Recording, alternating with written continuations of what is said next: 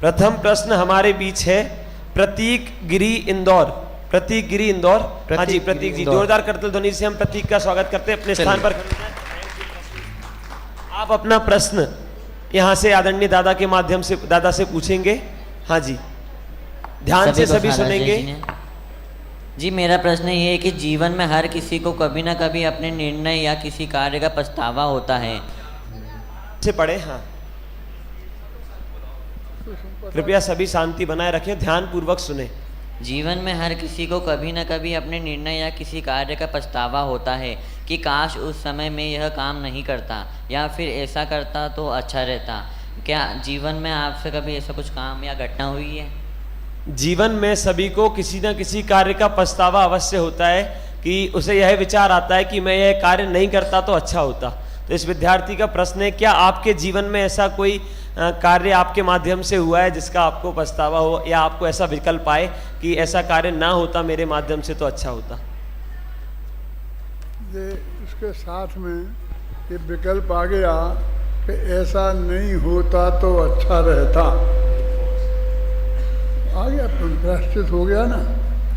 अपनी हमने गलती स्वीकार कर ली और उसके अंदर में ये बात शामिल है कि ऐसा नहीं होता तो अच्छा रहता। मैंने भविष्य में ऐसे प्रसंग में मैं ऐसा काम नहीं करूँगा। बस इससे ज़्यादा बढ़िया प्रायश्चित कोई दूसरा नहीं हो सकता।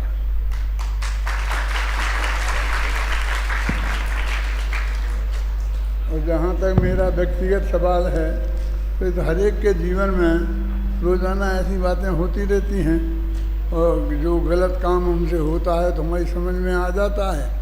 तो जो आदमी भविष्य में वैसे काम नहीं करने का संकल्प करते हैं और धीरे धीरे उन्हें छोड़ते हैं, उन्हें सफलता मिलती जाती है, लाभ होता जाता है, और नहीं तो बाकी का जीवन ऐसे ही चलता रहता है।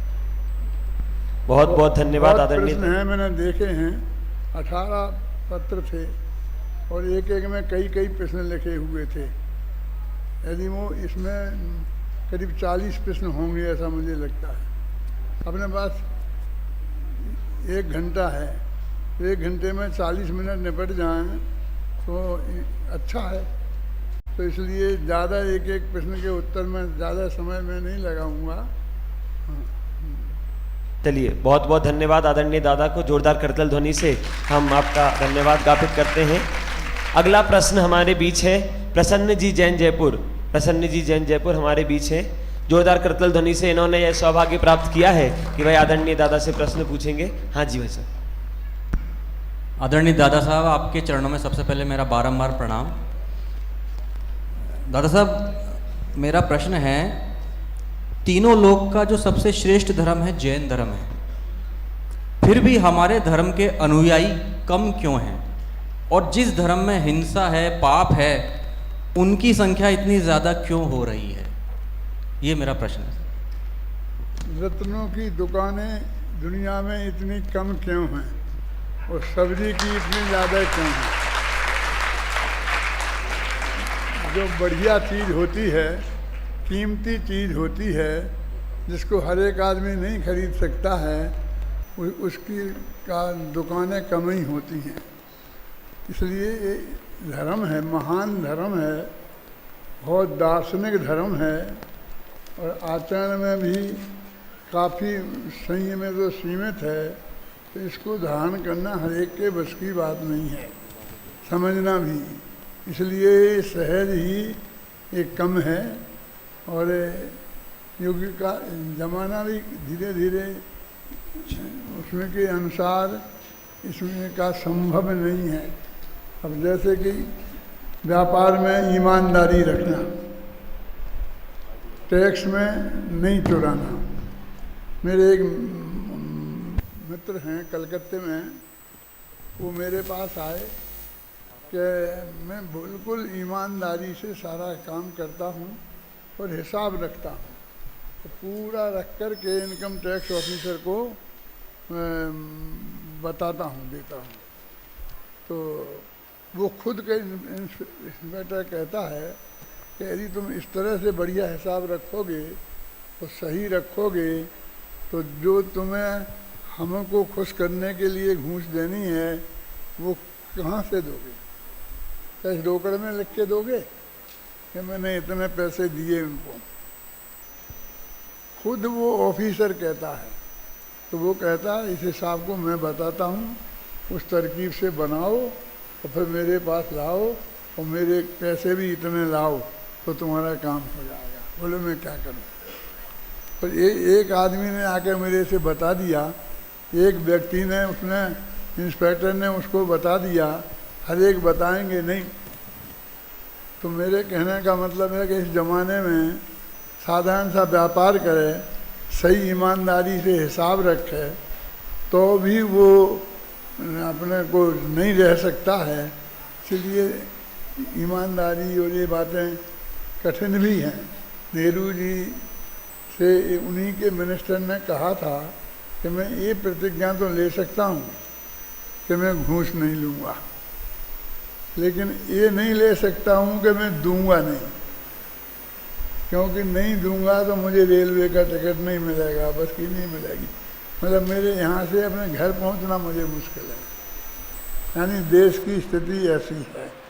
तो कुछ क्षेत्र काल भाव से भी चीज़ें संबंधित होती हैं, तो उन संबंधित जो बेईमानियाँ हैं वो अलग टाइप की हैं, और जो अपनी शुद्ध सात्विक अपना खान पान, छने पानी को आपको कौन रोकता है?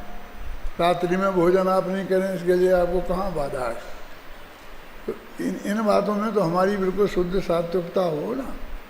पर हमारे पास इतनी व्यवस्था है कि इस जीवन में हम जितने आराम से शुद्ध सात्विक तरीके से रहते हैं, रह सकते हैं, तो हमको फिर ज़्यादा गलत काम करके और पैसा कमाने की ज़रूरत क्या है? अपने सुख और शांति से हम रहें और अपना काम करें। ये मनुष्य बहुत कीमती है, इसका एक एक समय का हम उपयोग करें, सारे जगत का जो होगा देखा जाएगा। बहुत बहुत धन्यवाद। वास्तव में इस जगत में बिरले ही लोग हैं जिनको जिन धर्म की प्राप्ति हुई है, और उन्हें अपने जीवन को बहुत संतुलित और व्यवस्थित रखना चाहिए। ऐसी बात आदरणीय दादा ने हमारे लिए कही। और अगला प्रश्न हमारे बीच अहमदाबाद से स्वीटी जी जैन आपका हमारे बीच आया है। आपको यह सौभाग्य मिलता है कि आप आदरणीय दादा से अपने मन का प्रश्न पूछें और अपनी शंका का समाधान करें। जोरदार करतल ध्वनि से हम आपके इससे भाग्य की अनुमोदना करते हैं। हाँ जी। दादा के चरणों में मेरा प्रणाम। मेरा सवाल है कि हम जानते भी हैं, मानते भी हैं, लेकिन अपने व्यवहारिक जीवन में उसे अपना नहीं पाते, इसका मूल कारण क्या है? व्यवहारिक जीवन को बाद में देख लेंगे, पहले जो निश्चित जीवन है, जो असली सिद्धांत हैं, उन्हें तो समझें, उन्हें तो जीवन में अपना है। एक दूसरे को का कोई कुछ कर नहीं सकता, भला बुरा, कोई दूसरे को मार जिला नहीं सकता। ये महान सिद्धांत समझने में तो कोई दिक्कत नहीं है। और हमारा जैनियों का सहज जीवन जैसा है वो वैसे ही बहुत शुद्ध सात्विक है। तो पहले व्यवहार को हम बाद में सुधार लेंगे, पहले हम उस निश्चय को समझ लें तो निश्चित रूप से हमारा व्यवहार सुधरा हुआ ही निकलेगा।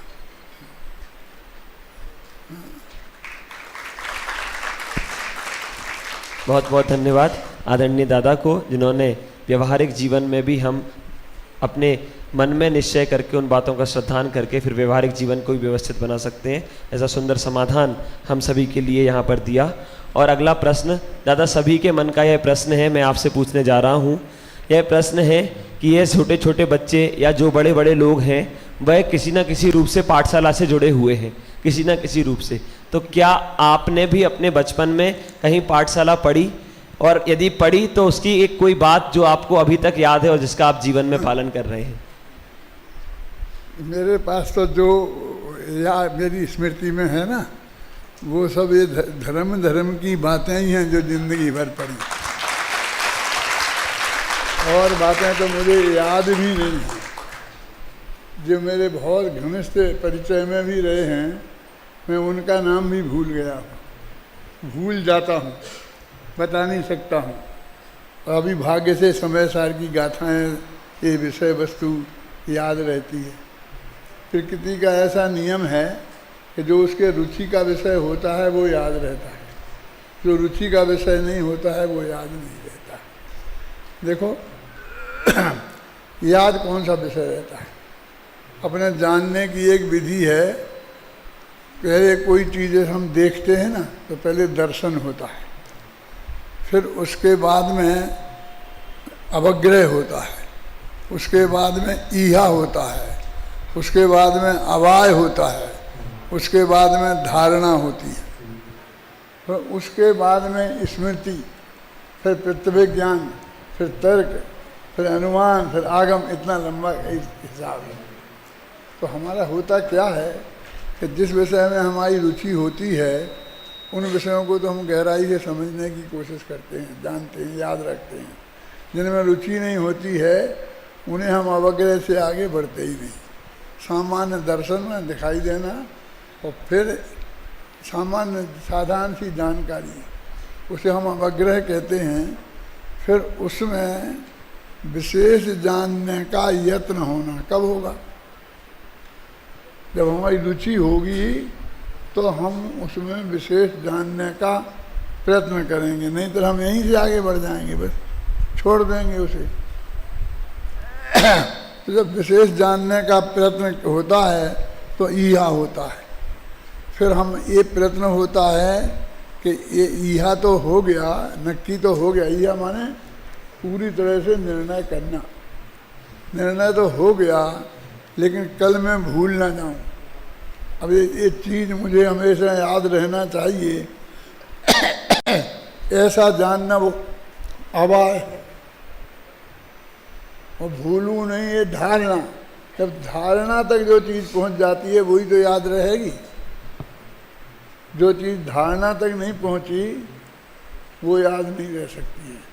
तो जिसमें हमारी रुचि होती है वो चीज़ धारणा तक पहुंचती है, और बाकी चीज़ें सब ऐसा अवग्रह होकर के ही रह जाता है। तो इसलिए वो हमें याद नहीं रहती हैं बाद में। हम जब खोटी खोटी बातों में रुचि रखते हैं तो वो याद रहती हैं। तो हमारे दिमाग में एक लिमिटेड कैपेसिटी है कि वो इतनी चीज़ें ही याद रख सकता है। तो जब खोटी चीज़ें हम याद रखेंगे तो अच्छी चीज़ें याद नहीं रहेंगी। दो बातें हैं। एक तो हम बुद्धिपूर्वक अच्छी चीज़ें याद रखें और बुरी भूल जाएं, और नहीं तरे फिर बुद्धि अपने आप ऑटोमेटिक तरीके से जो उसे अच्छी लगती होंगी वो याद रखेगा, और बुरी लगती होंगी उन्हें छोड़ देगा। हमें तत्व ज्ञान की बातें अच्छी लगती हैं इसलिए याद रहती हैं, और उन बातों में कोई रस नहीं होता है तो वो हमें याद नहीं रहती हैं। और इसमें जब तुम तो विद्यार्थी हो और कहने को तो 4 साल 5 साल मेरे पास रहते हो, लेकिन हम कितने मिलते हैं, कब बात करते हैं? और हमारा ज्ञान आपके साथ बात करने में अवग्रह से आगे बढ़ता ही नहीं, तो याद कैसे रहा? एक सच्ची घटना मैं तुम्हें सुनाता हूँ कि मैं बम्बई में गया था पर्यूषण में। दिगंबर पर्यूषण में भी वहीं था और श्वेतांबर में भी वहीं था। 18 दिन में एक भाई के घर ठहरा, और उनकी पत्नी और वो सारा काम बंद करके मेरी सेवा में रहते थे। छोटा सा मकान था इसलिए बिल्कुल पास में ही रहना होता था। तो जब भोजन के लिए वो पत्नी बनवाती थी, परोसती थी, तो सामने खड़ी रहती थी और बहुत बहुत ध्यान रखती थी। पर्दा वाली नहीं थी इसलिए होश निसंकोच होकर के वो करती थी। मैं इतने दिन रहा और फिर मैं अगली साल गया तो दूसरी जगह ठहरा।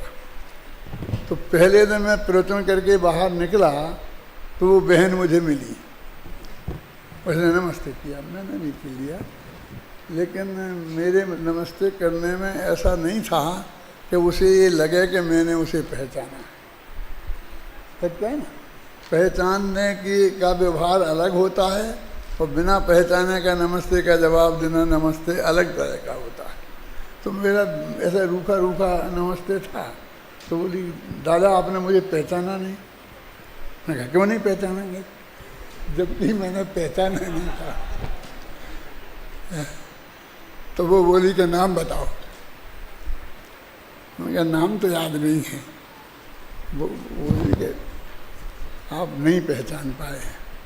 अरे मैंने आपकी 20 दिन तक सेवा की, रोजाना भोजन कराया, भोजन में खड़ी रहे, सारी व्यवस्था की, और 1 साल हुआ नहीं है और आप मुझे भूल गए।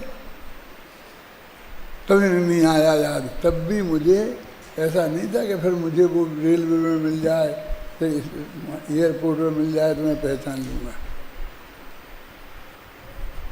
अब क्या करें, प्रकृति में ऐसा बना हुआ है कि वो अवग्रह से ज़्यादा होता नहीं, अवाय ही नहीं होता है। अवाय तो तत्व ज्ञान का होता है। अवाय तो आत्मा का अनुभव कैसे होता है, तत्व ज्ञान क्या है इसका रहता है। तो आपको ये ऑटोमेटिक प्रकृति की व्यवस्था है। मैंने बीए में फिलॉसफी ली थी, तो उसमें एक मनोविज्ञान का पेपर था, उसमें 10 चैप्टर थे, तो एक लर्निंग, एक मेमोरी, ऐसे चैप्टर थे। तो मेमोरी वाले चैप्टर में थे अच्छी मेमोरी के लिए, अच्छी स्मृति के लिए क्या उपाय है। तो सबसे पहला उपाय लिखा था भूलना। याद रखने का उपाय क्या है, तो सबसे पहला उपाय भूलना रखा था। हम जब तक अनुपयोगी चीज़ों को, मैं बुरी नहीं कह रहा हूँ, हमारे काम की नहीं है, उनको भूलना नहीं सीखेंगे, उनमें रस लेंगे, तो उपयोगी चीज़ें भूल जाएंगे। यदि हम चाहते हैं कि आत्मा के हित की चीज़ें हमें याद रहें और अनुपयोगी चीज़ें याद नहीं रहें, तो ये खोटी बातों में रस लेना बंद करो, ये गाली गलौच में रस लेना बंद करो और अपने इस तत्व ज्ञान में रस लेना शुरू करो। ऑटोमेटिक सब ठीक हो जाएगा। बहुत बहुत धन्यवाद आदरणीय दादा को, जिन्होंने अपने अनुभव से और जीवन के माध्यम से हमें यह बात बताई कि हमें यह निर्णय करना होगा कि किस चीज़ में हमारी रुचि है, किसको हमें आगे हमेशा अपने जीवन पर्यंत याद रखना है, किससे हमारा भला होगा, क्या हमारे हित की है, क्या हित की है, यह निर्णय करेंगे और रुचिपूर्वक हम उन चीज़ों का अध्ययन करेंगे तो वह हमारे जीवन में हमें हमेशा याद रहेंगी। बहुत बहुत धन्यवाद। अगले प्रश्न की ओर हम यहाँ से बढ़ रहे हैं। अगला प्रश्न हमारे बीच है अनिल जी जैन दिल्ली का। अंकित जी जैन दिल्ली, कृपया शीघ्रता से आप हैंड रेस करें। हाँ जी, अंकित जी जैन दिल्ली, इनको यह सौभाग्य प्राप्त हुआ है कि यह आदरणीय दादा से प्रश्न यहाँ पर पूछें। अंकित जी। जय जिनेंद्र दादा, मैं आपसे पूछना चाहता हूँ कि आप इतने पिछले वर्षों से संपूर्ण जैन समाज और स्मारक के विभिन्न कर्तव्यों, शैक्षिक, चाहे वे शैक्षिक हो, सामाजिक हो, सांस्कृतिक और सबसे महत्वपूर्ण आध्यात्मिक कर्तव्यों का निर्वहन इतनी सफलतापूर्वक कर रहे हैं, और इसके बावजूद कभी भी आपने कर्तव्यों का निर्वहन करते हुए कर्तृत्व के बोझ को स्वयं पर हावी नहीं होने दिया। तो मैं आपसे मार्गदर्शन चाहूँगा कि हम अपने जीवन में इस गुण को कैसे उतारें कि अपने कर्तव्यों का निर्वहन भी करें और कर्तव्य का बोझ भी स्वयं पर हावी ना होने दें। जोरदार तालियां। बहुत सुंदर प्रश्न है। अपने कर्तव्यों का निर्वहन करते हुए जो भी लौकिक दृष्टि से भी काम हमारे सामने है, तो उसको हम पहले जल्दी निपटा दें। माथे पे बोझा, फाइलों का ढेर नहीं रखें। अच्छे ऑफिसर की टेबल हमेशा खाली रहती है। जो भी चीज़ उसके सामने आएगी उसे फटाफट निपटा करके वो बाकी कर देगा, और लाओ का क्या काम है, समझे ना। तो मेरा ऐसा नियम है कि मैं जो लौकिक ऐसे काम आते हैं, जो ऑफिस के समझ लो इस तरह के, मैं अभी कभी अपनी टेबल पर खाली नहीं रखता हूँ। मैं उसे फटाफट निपटा देता हूँ। और बाकी अब तत्व ज्ञान का तो अंत नहीं है ना। मेरा ये नियम है कि मैं कोई चीज़ लिख रहा हूँ, मान लो अभी क्रम नियमित पर्याय लिख रहा हूँ, तो मैं ऑफिस में होऊंगा तो भी मेरे दिमाग में वही रहेगी, घर पे खाना खाने आऊँगा तो वही रहेगी, मैं लेटूँगा सोऊंगा तो भी वही वो चीज़ दिमाग में निरंतर चलती रहती है और दुनिया भर की बातें नहीं आती हैं, इसलिए उसमें क्वालिटी भी आती है, अच्छा भी आता है और जल्दी भी तैयार होता है ना। तो इस तरह से आप एक जो बढ़िया काम को चुनें, उसमें अपने उपयोग को लगाएं और बाकी के कामों में ज़्यादा अपने को नहीं उलझाएं, है ना। थोड़ा जो आवश्यक हैं उतने तो आपको करना ही पड़ेंगे, तो उनको भी अपने माथे पे हावी नहीं होने दें, उसका बोझा अपने माथे पे नहीं रखें। मैंने तो अपनी इसमें कविताएं जो अभी लिखी हैं उनमें लिखा है कि हम आपके माथे को छुड़ाना नहीं चाहते हैं, आपके माथे का बोझा उतारना चाहते हैं। आपका माथे पे बोझा नहीं रहेगा मुझे ये करना है। अब तो इतना क्लियर आ गया है, मुझे नहीं पता कि हम पाठशाला वालों ने आपको ये पढ़ाया कि नहीं बताया है कि सब काम सुनिश्चित है। ये इस समय अपनी ये सभा बैठी है और तुम मेरे से प्रश्न पूछ रहे हो और मैं उत्तर दे रहा हूँ। आपका मन क्या कहता है कि भगवान महावीर से 2500 वर्ष पहले ये बात पूछी जाती कि आज इतने बजे टोडरमल स्मारक भवन में हॉल में क्या होगा, कौन प्रश्न करेगा, कौन उत्तर देगा, तो महावीर बता सकते थे क्या?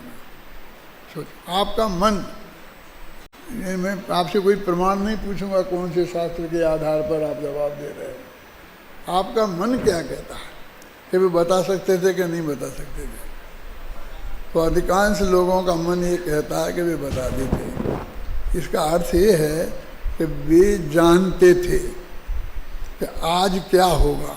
इसका मतलब ये चीज़ 2500 वर्ष पहले नक्की थी,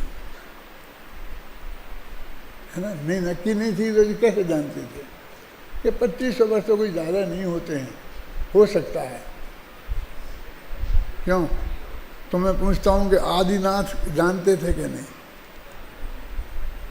वे तो लाखों लाखों वर्ष पुराने हैं ना। यानी अनादि से ये बात नक्की है और अनंत काल तक की बातें सब नक्की हैं।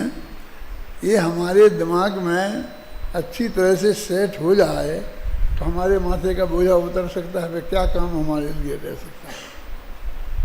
फिर तो जो है वो सुनिश्चित है, जो सुनिश्चित है वो होना है और वो होगा तो उसके अनुसार जो चीज़ की आवश्यकता होती है वो होगी। माने हमारा स्वर्ग में जाना निश्चित है, तो स्वर्ग में जाने के लिए जैसे भाव होना जरूरी है वे भी नक्की हैं। तो हमारे वैसे ही भाव होंगे, हम बल्ला बल्दी ज़्यादा कर नहीं सकते हैं, तो ज़्यादा पछतावे की बात ज़रूरत नहीं है।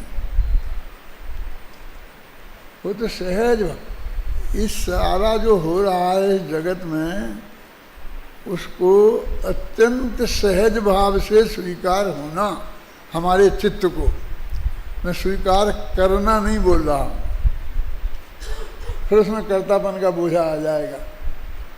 हमारे चित्त को स्वीकार होना यही सबसे बड़ा धर्म है, यही शांति का कारण है। आपका जीवन ऐसा हो जाएगा तो आपका जीवन भी सहज हो जाएगा, सब काम सहज होंगे। बहुत बहुत धन्यवाद। जीवन में सहज रहना ही, सहज हो जाना ही समस्त प्रकार के कर्तृत्व को हमारे ऊपर से उतार सकता है। ऐसा बहुत अद्भुत चिंतन आदरणीय दादा ने मार्गदर्शन हमारे लिए दिया। और अगला प्रश्न हमारे बीच है हमारी आरंभ पाठशाला की विगत 3 वर्षों से, जब से पाठशाला प्रारंभ हुई है तब से ही जुड़ी हुई हैं, तब से ही इस पाठशाला में अध्ययन कर रही हैं। मधु जी बरगा जयपुर से ही हैं। आपका प्रश्न आपके समक्ष दिया जा रहा है, स्थान पर खड़े हो जावे और आदरणीय दादा से यह प्रश्न पूछें। जोरदार करतल ध्वनि से हम आपका स्वागत करते हैं। हाँ, माइक दे दीजिए। प्रश्न में आप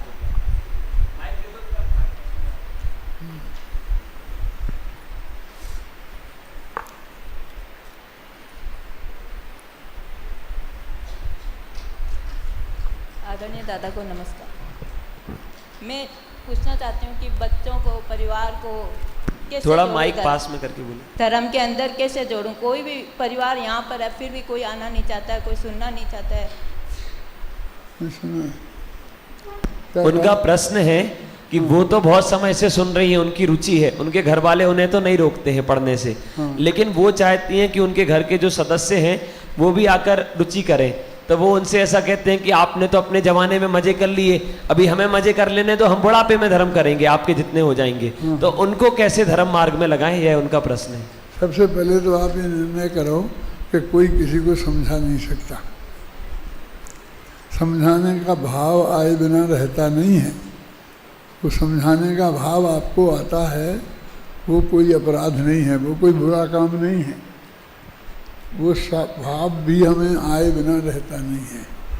लेकिन जो राम और लक्ष्मण दोनों एक साथ एक काम करते थे, बहुत प्रेम था, सारे निर्णय उन दोनों के आपस में सहमति से ही हुए। अंत में परिणाम क्या हुआ? एक मोक्ष गए और दूसरे कहाँ गए। मेरे कहने का मतलब अपने परिणामों में बहुत बड़ा अंतर होता है। वे एक दूसरे को नहीं समझा सकते थे, तो हम उन्हें नहीं समझा पा रहे। पहले तो आप अपने को ये समझाओ कि ये कोई अद्भुत बात नहीं। अपने चित्त में शांति लाओ कि वो समझ नहीं पा रहे तो उनकी काल अवधि नहीं आई है। देखो अपन ने वो पढ़ा कल हुआ था ना, क्या नाम, भरत का अंतर्द्वंद। तो जब बाहुबली को केवल ज्ञान हो जाता है और वो जाते हैं तो वहाँ पर वे बाहुबली की स्तुति करते हैं भरत। वो कहते हैं मैंने आपको बहुत रोका लेकिन आप नहीं रुके। तो खुद ही जवाब देते हैं कि कैसे रुक सकते थे, आपकी काल लब्धि आ गई थी, आपकी मुनि होने की काल लब्धि आ गई थी। और फिर आज 1 बरस बाद केवल ज्ञान होने की काल लब्धि आ गई थी। 1 बरस तक इतनी कठोर तपश्चर्या करी तो केवल ज्ञान क्यों नहीं हुआ? कि केवल ज्ञान होने की काल लब्धि नहीं आई थी, 5 संवाद नहीं मिले थे, और जब आ गई तब हो गई। मैं भी चाहता हूँ कि मुझे भी जल्दी से जल्दी दीक्षा लेने का भाव आए। और मैं नहीं कह रहा हूँ, भरत चक्रवर्ती बाहुबली से कह रहे थे। मैं भी कहूँ तो कोई बुरी बात नहीं है ना। मैं भी चाहता हूँ कि मैं भी आप जैसा साधु संत हो जाऊँ और फिर आत्मा में रमन करके केवल ज्ञान की प्राप्ति करूं। और उन्हें अंत में देखो जब हुआ, तब अंतर्मूर्त में हो भी गया, लेकिन अभी मेरी काल लब्धि नहीं आई। वो कुछ उनसे जवाब नहीं पूछते हैं, समझ लो वो जवाब खुद ही बताते हैं। अभी मेरी काल लब्धि चौथे गुण स्थान में रहने की है।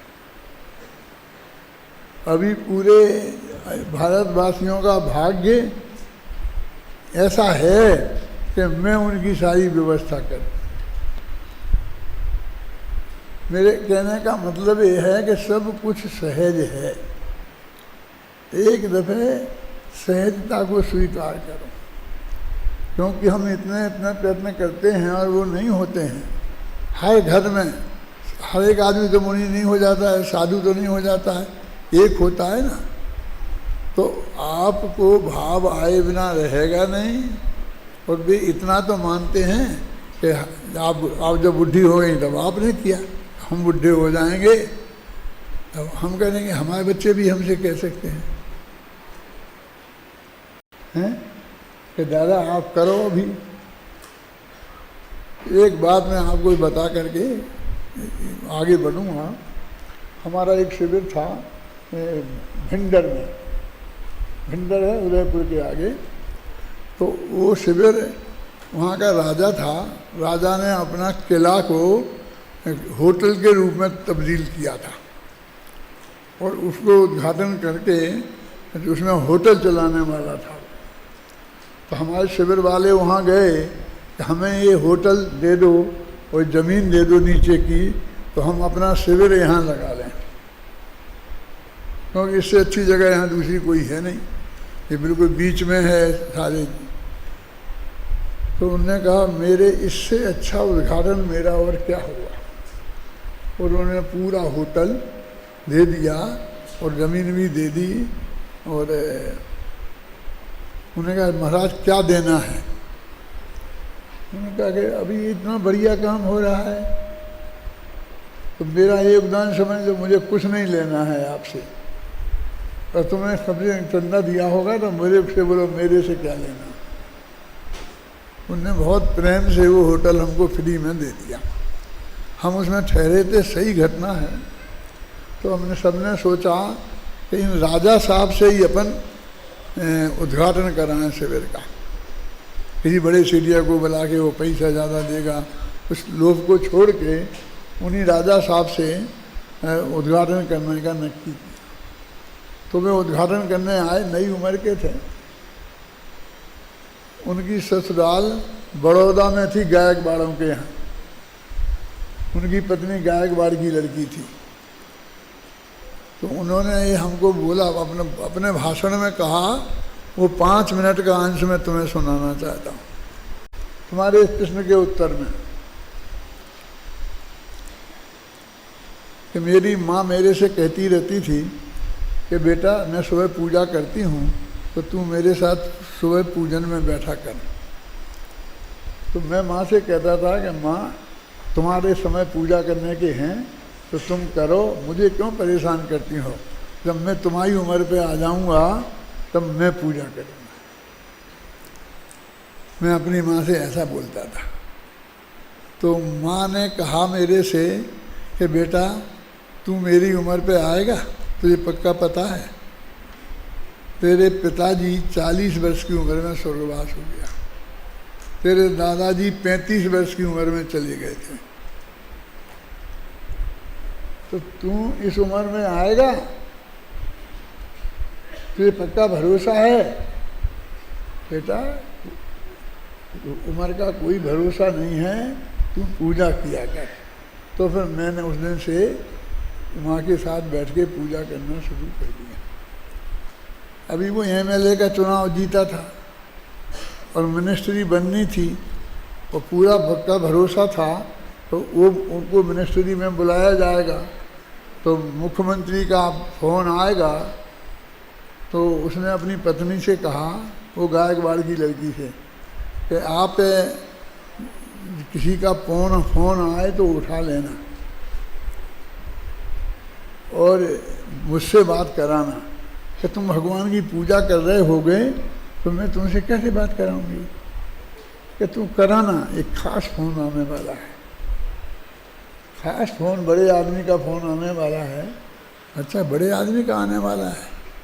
कि कौन सा है वो बड़ा आदमी जो भगवान से भी बड़ा है, कि जब तुम पूजा करते हो तो भगवान से बात कर रहे हो ना, तो भगवान से बात बंद करके और तुम उससे बात करोगे, ऐसा वो कौन सा बड़ा आदमी है। जब पूजा करते हो तब पूजा करो, समझ लो कि 1 घंटा दिन में होता ही नहीं है। तो बोले मैंने फिर जब से बीच में फ़ोन 1 घंटे को बंद कर दिया, फ़ोन का उठा के रख दिया। ये उसने सुनाया, उसमें ख्याल में आया ना। तो ऐसे ही मैं आपसे कहता हूँ कि आप धैर्य रखो, आपका जीवन जैसा शुद्ध सात्विक है उससे ही बच्चे बहुत कुछ सीखते होंगे और सीखेंगे। मेरे ऐसे बहुत मित्र हैं, बहुत पुरानी बात बोल रहा हूँ, 60 वर्ष पुरानी बात बोल रहा हूँ। एक अशोकनगर में रहता था, तो वहाँ जो समाज के अध्यक्ष थे और वो मेरा उनसे बहुत प्रेम था। तो वे अपने बच्चों से कहा करते थे कि रोज़ाना घंटा पंडित जी के पास बैठा करे, इनके पास जाया करे, इनके पास ऐसा किया करे, ऐसा करके बहुत कहते थे, लेकिन कोई सुनता नहीं था। तो मेरे से कहते थे ये सुनते ही नहीं। फिर उनका स्वर्गवास हो गया। तो वो लड़के उस दिन से ऐसे मेरे अनुयायी हुए कि सुबह 5 बजे मेरे घर आ जाते, दादा घूमने चलो, तो वहाँ बात करेंगे, ये करेंगे, ये करेंगे। उनके स्वर्गवास के बाद वो जीवन भर उनके अपने पिताजी की कहना नहीं माना, और बाद में जब तक मैं अशोकनगर में रहा तब तक मुझे 1 मिनट को भी नहीं छोड़ा। ऐसा भी हो सकता है। आप अभी कहते रहो, आप जब नहीं रहोगे हो सकता वो आपसे ज़्यादा धर्मात्मा हो जाए। क्या? इसलिए कोई चिंता की बात नहीं है। आप अपना काम करती रहिए, अपना स्वाध्याय करती रहिए, और उनसे भी टोकने का काम बंद मत कीजिए। चलने दीजिए, माने तो ठीक, ना माने तो ठीक, हम तो अपना काम पूरा करें। बहुत बहुत धन्यवाद। देखिए आदरणीय दादा के अनुभव से और चिंतन से हमें इतनी अच्छी अच्छी बातें सीखने को मिल रही हैं और जीवन में अपनाने योग्य यह जीवन निर्देश हमें मिल रहे हैं। एक बार पुनः जोरदार करतल ध्वनि से हम आदरणीय दादा का धन्यवाद करते हैं। और इसी बीच अगला प्रश्न हमारे बीच लेकर आ रही है वामिका जी जैन दिल्ली। अपने स्थान पर खड़े हो जावे वामिका जी दिल्ली। बात भरत के अंतर्द्वंद की आई थी, तो भरत के अंतर्द्वंद से ही यह प्रश्न उन्होंने हमारे बीच रखा है और वह हमसे यह प्रश्न पूछ रही हैं। कुछ और प्रश्न हम भरत के अंतर्द्वंद जो कल नाटक हमने देखा था वह आदरणीय दादा ने हमारे लिए लिखा था। एक बार पुनः जोरदार तालियों से आदरणीय दादा के लिए, उस नाटक के लिए हम जोरदार तालियां। और उसने अपना इतना अद्भुत चिंतन हमें दिया। अभी वामिका जी, हाँ जी, वो कॉर्डलेस चालू कर दें राजन जी। शीघ्रता करें। हाँ जी। दादाजी जैज ने भरत के अंतर्द्वंद की रचना करते समय आदरणीय बड़े दादा की कौन कौन सी बातें आपको स्मरण में आती हैं? मेरी सारी जिंदगी की बात मैं 1 मिनट में बता दूं आपको। ये बड़े दादा के लक्ष्य से ही लिखा गया है पूरा काव्य। ये भरत और बाहुबली की कहानी नहीं है, ये रतनचंद हुकुमचंद की कहानी है। समझे ना, मैं एक दूसरे की बात नहीं है। और इसका बहुत जो मैं समझता हूँ फल आना चाहिए। कल का नाटक देखा ना सबने, तो जो हमारे फोटो है ना इधर, हाँ, गोदका जी का फोटो है इधर। हाँ। पूरन चंद जी गोदिका है ना, उनके लड़के हैं हमारे सुशील गोदिका, और वो आजकल हमारे अध्यक्ष हैं। यहाँ हैं क्या? नहीं होंगे, वो अध्यक्ष हैं। तो वे अपने पूरे परिवार के साथ आए थे, हमारे बगल में ही बैठे थे वहाँ। उनके बच्चे भी आए थे। तो पोता है करीब होगा 6-7 वर्ष का, 8 वर्ष का। तो उनने अभी सुबह उठ कर के जब वो लड़का जगा तो सबसे पहले उससे पूछा, बेटा तुम्हें कल देखा था नाटक, जहाँ देखा था, कि क्या सीखा, उससे तुझे सीखने को क्या मिला? उनने उससे पूछा तो उसने कहा कि भाइयों को लड़ना नहीं चाहिए, आपस में प्रेम से रहना। तो 6-7 वर्ष के बच्चे ने ये सीखा। वो सुबह नहा धो के सीधे मेरे घर आए और उन्होंने मेरे से कहा, और ये बात मुझे सुनाई कि मेरे बेटे कि इससे बहुत साथ है। मैंने कहा कि मेरा सबसे उत्कृष्ट लक्ष्य यही है कि भाई भाई आपस में नहीं लड़ें, ये सीखें। मैंने उसमें लिखा भी है, पंक्तियाँ पढ़ के सुनाओ भाई तुम जरा फटाफट। कौन से अध्याय में है? 7वें अध्याय में। सुनाओ जल्दी। हाँ। क्या सीखें? तो उसमें लिखा कि ये सीखें, हमें लड़ना नहीं सीखना है, नहीं लड़ना सीखना है। मिलेगा? हाँ। लड़ना नहीं है सीखना, नहीं लड़ना सीखना है, उलझना नहीं है सीखना, सुलझना सीखना है, सुलझना है मुक्ति मार्ग, उलझना है जग जंजाल। ये जो तुम मैंने कहा असली चीज असली जगह पहुंच गई ना, वो बच्चे तक पहुंच गई ना वो चीज, तो समझ लो कि मेरा लिखना सार्थक हो गया। कि मैं यही जानना, भरत यही कहते हैं कि भविष्य में लोग ये नहीं कहें कि उसमें भाई भाई लड़ते हैं तो क्या गजब हो गया। भरत और बाहुबली भी तो लड़े थे। मेरा नाम लड़ने वाले भाइयों में सबसे टॉप पे नहीं रहे। मैं ये इतिहास नहीं बनने दूंगा, मैं नहीं लड़ने का इतिहास बनने दूंगा। मैंने ये अपनी उसमें लिखा है भूमिका में, अपनी बात में, अपने से अपनी बात में मैंने लिखा है कि ये मैं एक प्रेम कथा लिख रहा हूँ। क्या है? सुना? प्रेम कथा। ये उपन्यास लिखते हैं ना, और उसमें स्टेशनों पे बिकती हैं प्रेम कथाएं। एक लड़का होता है, एक लड़की होती है, और उनकी प्रेम चलता है, तो प्रेम कथा है। लेकिन एक लड़का लड़की की प्रेम कथा नहीं है, दो भाइयों की प्रेम कथा है कि उनमें कितना वात्सल्य था, कितना प्रेम था, और उसका क्या परिणाम निकला, वो कैसे सारी समस्याओं का उन्हें हल निकाला, उन समस्याओं का क्या कीमत चुकानी पड़ी भरत को। चक्रवर्ती तो दाव पे लगाना पड़ा तो उन्हें लगाया। वो कुछ पंक्तियां बोलता है तो तेरे टेलीफोन में आती है ना, बोलना।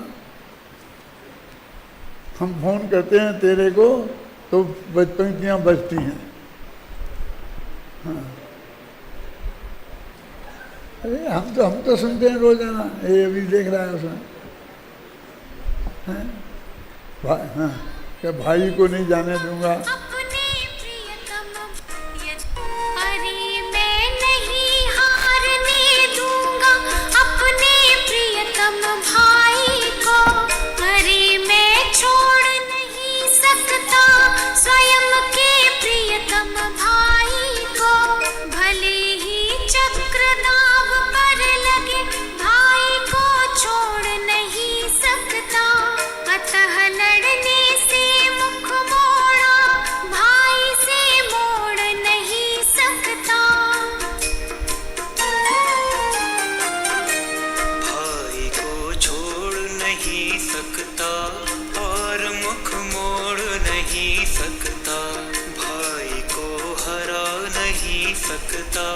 भाई से हार नहीं सकता, भले ही खेल खेल में लड़ा और हारा जीता भी हूँ, युद्ध में हार नहीं सकता, युद्ध में जीत नहीं सकता।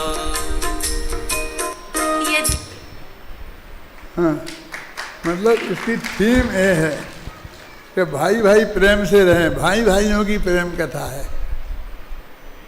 जब मैं कहता हूँ कि इसने प्रेम कथा लिखी है तो लोग कहते इस बुढ़ापे में प्रेम कथा लिखी है।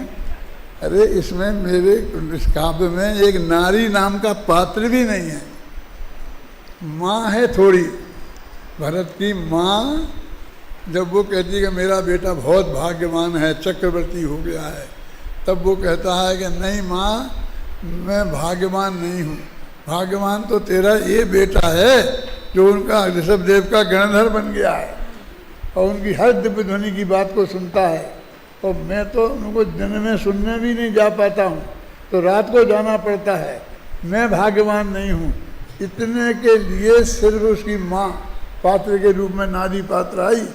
पत्नियाँ 96,000 थी, लेकिन एक का 96,000 हैं, ये भी नहीं लिखा हुआ, तो और एक का नाम तो बहुत दूर है, नारी नाम का पात्र भी नहीं है। हम तो समझते हैं लड़का लड़कियों में ही प्रेम होता है, भाई भाई में भी प्रेम हो सकता है, और कैसा हो सकता है। ये तो मेरा भाई का स्वर्गवास हुआ तो मैंने संकल्प किया कि मुझे अभी लिखना ही है, दूसरा काम बाद में करूँगा, क्योंकि अब नहीं लिख पाया तो नहीं लिख पाऊँगा। और मैंने ये लिखा। अब मेरे से लोग वो पूछते हैं, रतनचंद जी की मेरे भाई की बात रहने दो, मेरे हम तक की कीमत रहने दो, है ना। मैं चाहता हूँ सारे इस जगत में सब लोगों भाइयों में हम जैसे भाइयों जैसा प्रेम हो।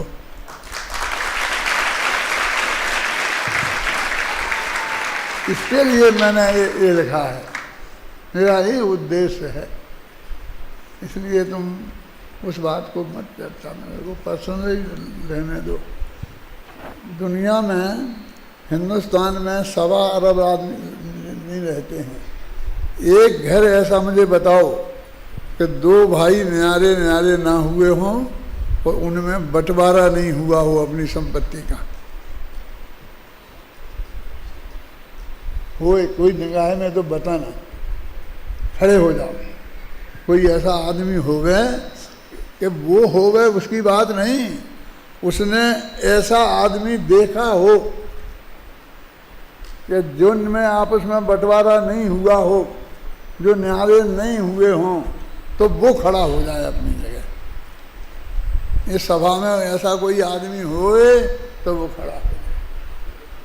हाथ नहीं उठाना है, खड़े होना है। कौन है बोलो? हैं? नाना जी का परिवार है उसके। उसमें नाना जी हैं। क्या नाम है? कौन है? गुना में है उसके नाना जी रहते हाँ हैं। बोलो। मैं गुना वालों को मैं जानता हूँ। बोल बेटा। हाँ। श्री सुगंजन जी बंधु, विनोद कुमार जी बंधु। कौन कौन बंधु? फिर बोलना। श्री सुगंजन जी बंधु, श्री विनोद कुमार जी बंधु, स्वर्गीय श्री विनोद कुमार जी बंधु। अच्छा, बहुत बढ़िया बात है। ऐसे हैं तो, क्योंकि बंधुओं को मैं जानता हूँ।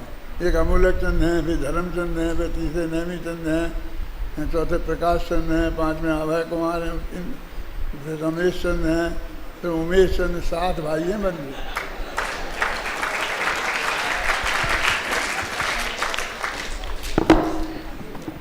एक मैं भी ऐसा हूँ। दादा मैं भी ऐसा हूँ। मैं भी ऐसा हूँ कि मैंने सारी जिंदगी में अपने भाइयों से कोई बंटवारा नहीं किया, समझे ना। हम न्यारे ही नहीं हुए सारी जिंदगी। ख्याल में आए ना? कोई बंटवारा नहीं किया।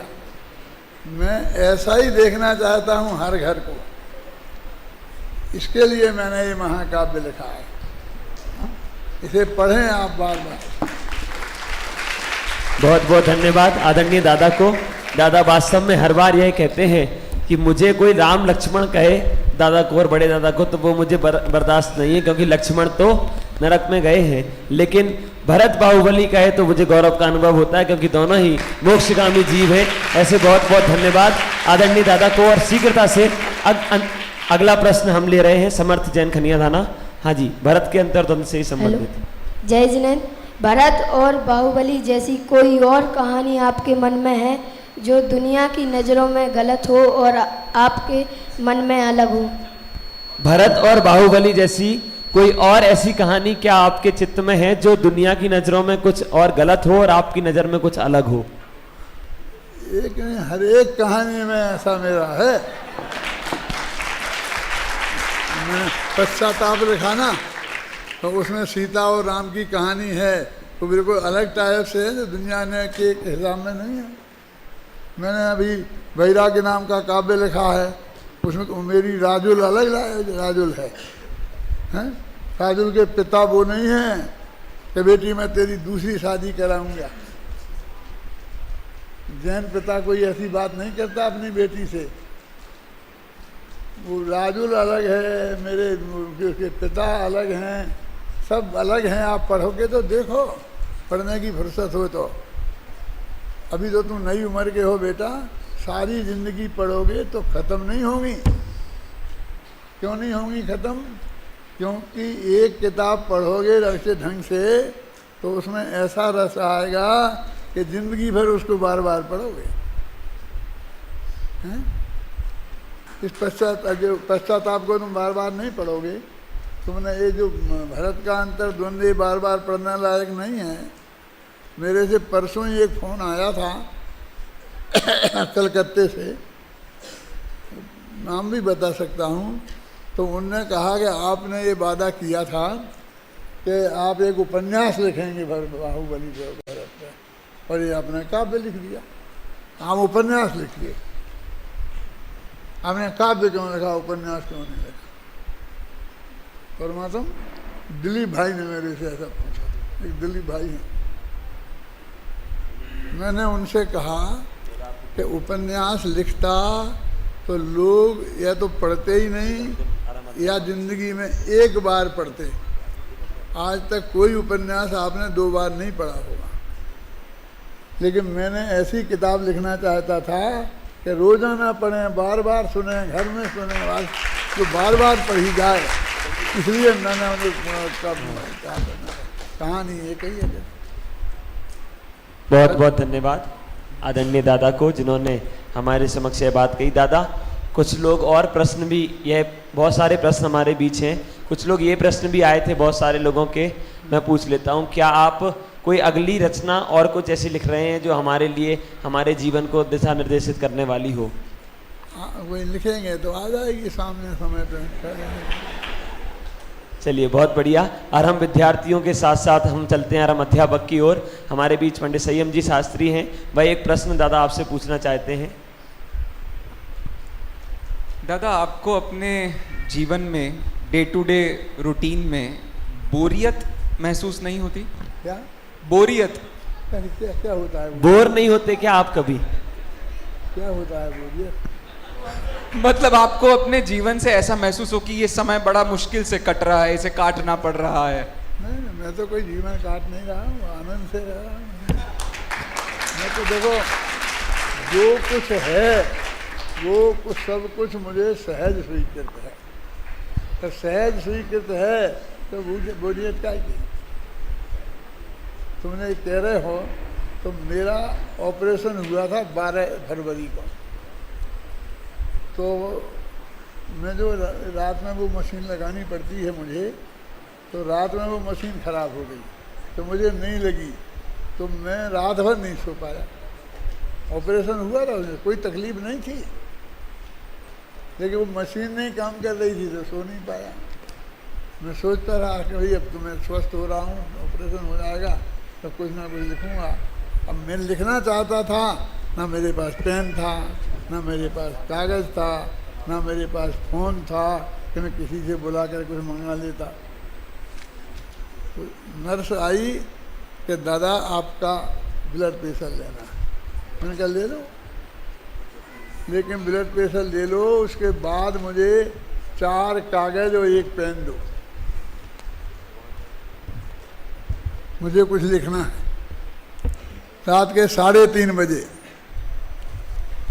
वो नर्स आई, चली गई, दूसरे के ब्लड प्रेशर लेने लगी और नहीं आई 5-7 मिनट तक। मैं उसकी तरफ देखता रहा तो उसने देखा कि दादाजी मेरी तरफ देख रहे हैं, तो बोली कि दादाजी ज़रा मैं ज़रूरी काम कर रही हूँ, लेकिन मैं आपको पेन कागज़ ज़रूर दूँगी। फिर लाई वो पेन कागज़ मुझे और मैंने एक किताब लिखना शुरू कर दी और 1 पेज तो वहीं लिख लिया था।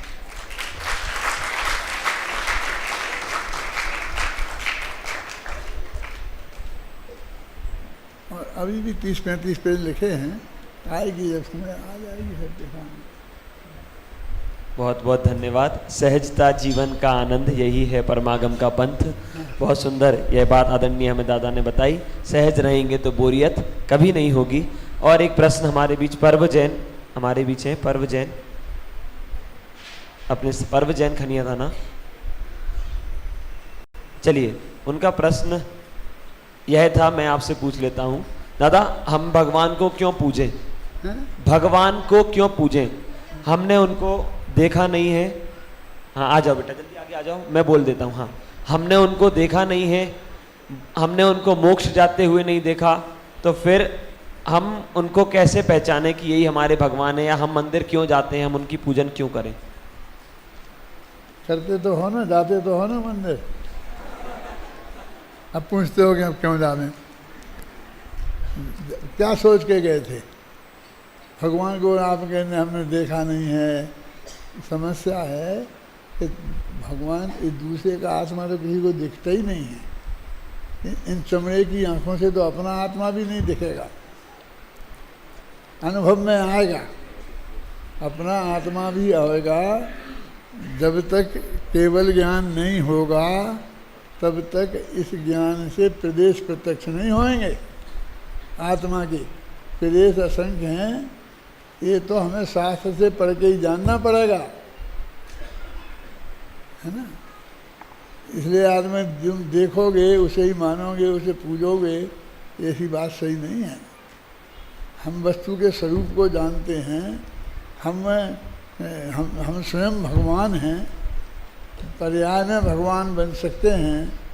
तो इसलिए जो बन गए हैं उनके प्रति हमारे चित्त में श्रद्धा और भक्ति का पैदा होना एक एकदम स्वाभाविक बात है।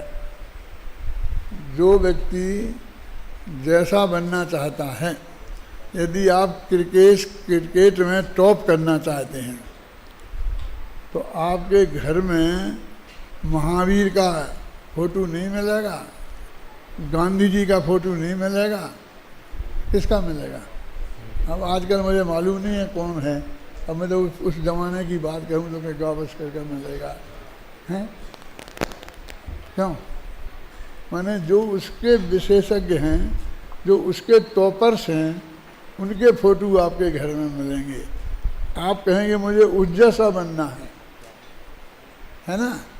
तो आप इस धर्म के क्षेत्र में जो टॉपर्स हैं, हमें उन जैसा बनना है, इसलिए हम उनके पास आए।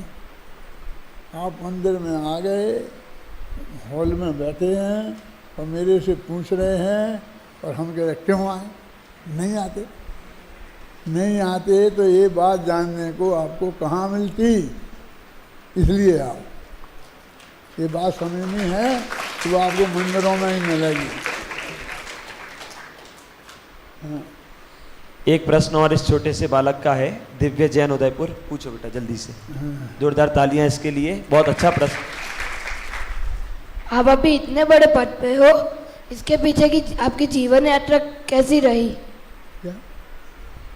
आप अभी इतने बड़े पद पर हो और आपकी जीवन यात्रा कैसी रही अभी तक?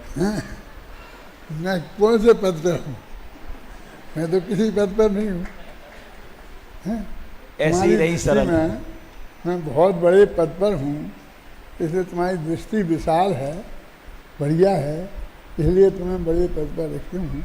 लेकिन एक बात मैं ज़रूर आप सबसे कहना चाहता हूँ कि मेरे जीवन में और भी ऐसे बहुत प्रसंग आए। एक दफ़े ऐसा आया था, सब लोग मेरे से कहते थे आप तर्क बहुत अच्छा करते, यदि आप वकील होते तो निश्चित रूप से बहुत टॉपर्स वकील होते। कुछ लोग कहते हैं यदि आप नेता होते तो प्रधानमंत्री नहीं तो मुख्यमंत्री तो होते ही। बहुत लोग अलग तरह की बातें करते हैं। एक दफ़ा मेरे मन में लोभ समाया। मैंने बीए किया था, मालूम, 4 बच्चे होने के बाद मैंने मैट्रिक किया, इंटर किया, बीए किया, एमए किया, पीएचडी किया, डीलिट किया। 4 बच्चे पैदा होने के बाद, सब प्राइवेट, किसी के दूसरे सहारे नहीं। तो जब मैं बीए पास हुआ तो मैंने कहा मुझे अपन को वकील बनना चाहिए, क्योंकि वकील सब नेता वकील होते हैं, कानून वानून जानते हैं। तो जहाँ मैं रहता था वो अशोक नगर है ना, गुना जिले में, तो वहाँ पर LLB क्लासें नहीं थी, तो मैं गुना गया LLB क्लास में भर्ती होने के लिए। 1 घंटे का रास्ता है ट्रेन का, तो मैं अशोक नगर से बैठा, 1 घंटे बाद मुझे गुना पहुंचना था। तो उस रास्ते में 2 मूंछ वाले ठाकर, कैसे मूंछ वाले, अपने भरत बाहुबली जैसे, देखा है ना वो चित्र आपने, और आपस में बहुत चिल्ला के लड़ रहे थे। मैं उसकी जान से नहीं मार दूं तो मेरा नाम नहीं, ये नहीं, वो नहीं। दूसरे लोग समझा रहे थे ऐसा मत कर, सारी ज़िंदगी जेल में सड़ेगा, फांसी पे चढ़ेगा। और मैं ऐसा पागल नहीं हूँ। मैं पहले फलां वकील को करता हूँ, वकील का नाम मैं बोलना नहीं चाहता, मेरा मित्र ही था, वो फौजदारी का बड़ा वकील था, और जो केस लेता था वो जीतता ही था। ये सारे डाकुओं के केस वही लेता था। तो बोले पहले उस वकील को करता हूँ और बाद में हत्या करता हूँ, कि जिसमें सामने वाला उस वकील को ना कर ले। तो मैंने कहा अरे ये बढ़िया वकील होना तो ये हत्यारों को अभयदान है, ये काम करना पड़ेगा। एक और दूसरे वकील हैं वहीं मेरे, तो उनका घर 3 मंजिल बहुत बढ़िया मकान है, खाली पड़ा है, और गांव के बाहर एक 3 छप्पर की झोंपड़ी में ऑफिस बनाया है, और वहाँ बैठते थे गर्मियों के दिनों में। तो मैंने कहा वकील साहब आपका घर तो इतना बढ़िया है, आपकी बीच की मंजिल खाली पड़ी है, वही क्यों नहीं बैठते हो?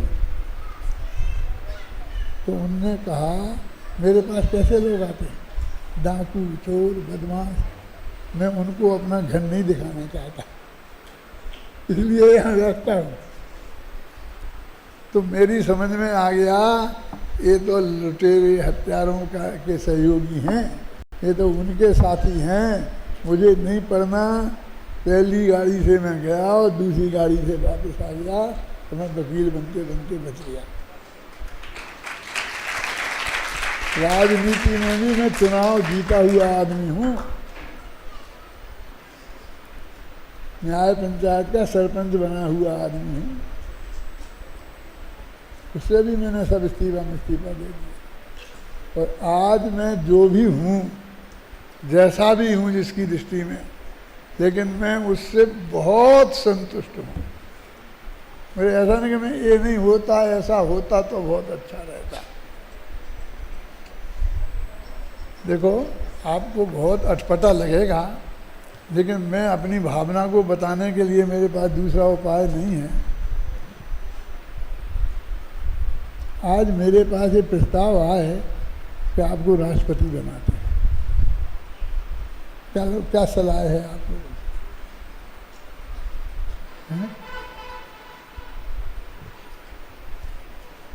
नहीं आ सकता है? कलाम के पास आ सकता है तो मेरे पास क्यों नहीं आ सकता? लेकिन मैं आपसे कह रहा हूँ सच्चे हृदय से कि मैं इनकार कर दूँ। क्यों? क्योंकि राष्ट्रपति बनूंगा मालूम तो अजमेर की मस्जिद में भी जाना पड़ेगा और वहाँ भी चादर चढ़ानी पड़ेगी,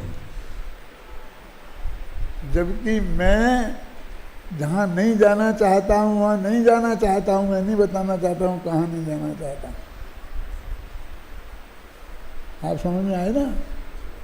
मैं जो जैन दर्शन को मैंने पाया है, जो तत्व मुझे प्राप्त हुआ है पूज्य गुरुदेव श्री से, उसके सामने राष्ट्रपति कुछ नहीं है, जीरो है। कहीं जाना मन से, वचन से, काय से, कल्पना में भी मैं कहीं जाने वाला नहीं। मैं बहुत संतुष्ट हूँ। मैंने कहा ना, जो कुछ है वो सहज, बस मुझे स्वीकृत है, सहज स्वीकृत है वो होगा वो सब, क्योंकि वो नक्की है और उसमें कोई बदला बदली हो ही नहीं सकती है। तो उसमें ये वस्तु का स्वरूप जान लिया है, तो उसमें असंतुष्ट होने का काम क्या है? मैं पूरी तरह संतुष्ट हूँ, मुझे कुछ नहीं चाहिए। बहुत बहुत धन्यवाद आदरणीय दादा को। एक बार पुनः जोरदार करतल ध्वनि से हम आदरणीय दादा का यहाँ पर धन्यवाद ज्ञापित करते हैं। और अब अरहम विद्यार्थी हुए, अरहम अध्यापक हुए, और इसी के साथ साथ हम चल रहे हैं हमारी अरहम पाठशाला की चीफ एग्जीक्यूटिव विदुषी श्रीमती प्रतीति जी मोदी जी के पास। उनका भी एक प्रश्न आदरणीय दादा आपसे है, वह भी आपसे एक प्रश्न हम सभी की ओर से करना चाहती हैं। मैं निवेदन करता हूँ विदुषी प्रतीति जी मोदी। धन्यवाद। मेरा एक बहुत ही सरल प्रश्न है आपके लिए। मैं ये पूछना चाहती हूँ, आपने कई दशक आपके सामने निकलते हुए देखे हैं, और स्मारक परिसर में जो भी गतिविधि होती है वह आपकी आंखों के सामने ही होती है और आपकी परमिशन से ही होती है। आपकी परमिशन लेकर ही हम जो अरहम फेस्ट के रूप में शिविर में जो ये नवीनता लेकर आए हैं, इसके बारे में अरहम फेस्ट के माध्यम से ये शिविरों में जो हम नवीनता लेकर आए हैं, इसके बारे में आपका क्या विचार है? क्या लेके आए हैं? एक नवीन तरीके से हम शिविर को आयोजित हमने यहाँ किया है, जिसके माध्यम से हम युवाओं को आकर्षित कर सकें।